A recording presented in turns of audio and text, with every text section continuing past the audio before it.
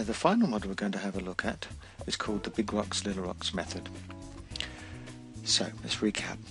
We have clear objectives through the SMARTY model. We've looked at the urgent important model and method of prioritization, and we prioritize against our objectives. We understand the 80-20 principle and the leverage of making sure that we do those important tasks. Now we're into planning and scheduling out our week. So planning being, what am I going to do? And scheduling being, when am I going to do it? So let's have a look at the diagram here. On the left hand side you have a glass vessel. That represents your weekly schedule. So it might be your weekly schedule in Outlook, Monday, Tuesday, Wednesday, Thursday, Friday. The big rocks, they represent large important tasks, and they're large because of time. It may take an hour, hour and a half, maybe as much as 2 hours to do. Important tasks. Little rocks, they represent little important tasks. They're little by time. So 10 minutes, 15 minutes, something like that. And then we have this sand, and there's loads and loads of sand. And it represents urgent tasks. The temptation for a lot of people when they come in at the start of the week or in the morning is think, let me get all those small things out of the way, and then I'll get on to the big things. Not good behaviour, not a good strategy. So that's what we want to try and move away from.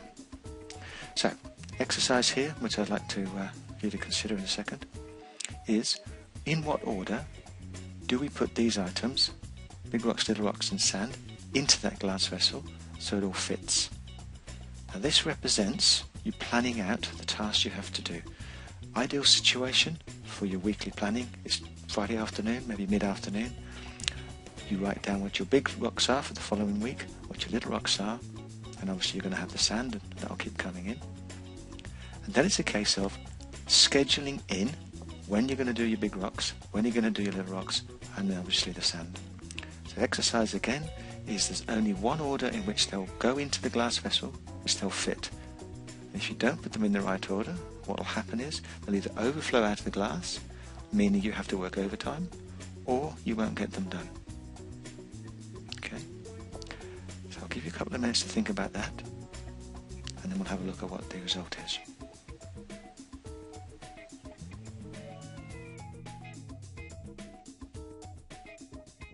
Process that we're looking at here, about planning and scheduling out your week, the order in which we need big rocks, little rocks and sand to go into that glass vessel is this. Big rocks absolutely need to go in first. Highly important task, got to get done, got to be scheduled in first. So block out time in your calendar to get those tasks actually done.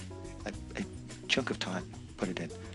Then we put in the little rocks, and as the little rocks go into the glass vessel, they'll just find their way around the big rocks and bed themselves in there, and then we can just pour the sand over it and it will fit in.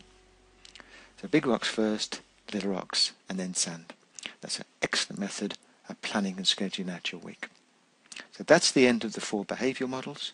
Now we'll move on to look at Outlook and how we can use Outlook as a tool to enable us to implement and integrate good habits and behaviour relating to time management.